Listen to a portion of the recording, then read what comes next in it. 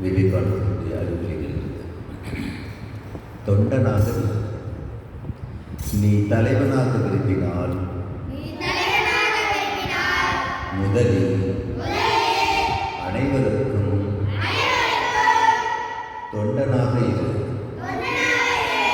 இதுதான் உண்மையான ரகசியம். மற்றவர்களுக்கு எந்த வேலைகள் நன்மை தருமோ அவற்றையே நாம் செய்ய வேண்டும். மணிக்கணக்கில் நிறைய பேசுவதை காட்டிலும் குறைந்த அளவு செயல்கள்